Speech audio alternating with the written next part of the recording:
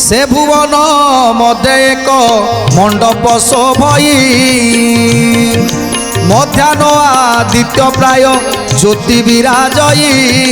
गोविंद माधव कृष्ण श्री मधुसूदन गोविंद माधव कृष्ण श्री मधुसूदन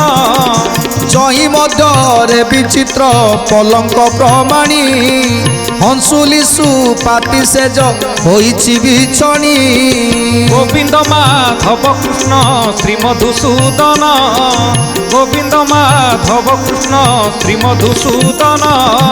तही परे सेवतीर पाखुडा कुसिंची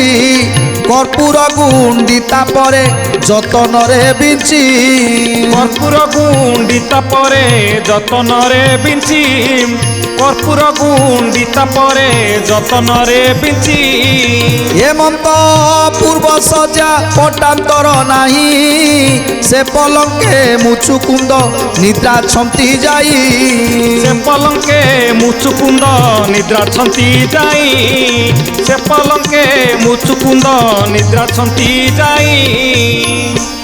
से मंदिर चतुपार्श्वरे नाना वर्णर फल पुष्प भरा सुंदर मठ परिसर आ से मंदिर भितर सुंदर एक मंडपटी अच्छी से मंडपरे जुई जाई सेवती गंगा बाण एमिति अनेक अनेक अनेक प्रकार फूल पाखुड़ा सबू बिंचा है से मंडपरे पड़ी आउ सेठी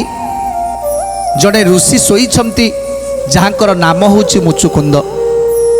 800 वर्ष मुचुकुंद ऋषि सेठी शोईछंती कहीं ब्रह्मादि देवगण माने ताको शुआई देइछंती 800 वर्ष हो गला से मंडपरे शोईछंती तांकर निद्रा भांगु नाही सुंदर कथा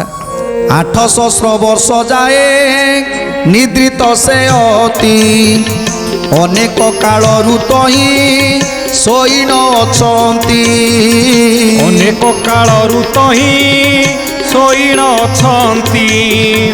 अनेक काल ऋतुही शोई नछंती 33 कोटी देवता छंती वर देई तेणु करी अचेष्टारे निद्रारे सोई तेणु करी अचेष्टारे निद्रारे सोई तेणु करी अचेष्टारे निद्रारे सोई तेणु 33 कोटी देवतांक वरदान रे आज शोईछंती मुचुकुंद ना ताक पाखरे सखा सहोदर अछंती ना ताक पाखरे भाई अछंती ना बंधु अछंती ना कुटुंब अछंती एकाकी निजने शोईछंती 800 वर्ष 800 वर्ष हैला सेई भरद्वाजंक मठ परिसर भितर शोईछंती मुचुकुंद ऋषि।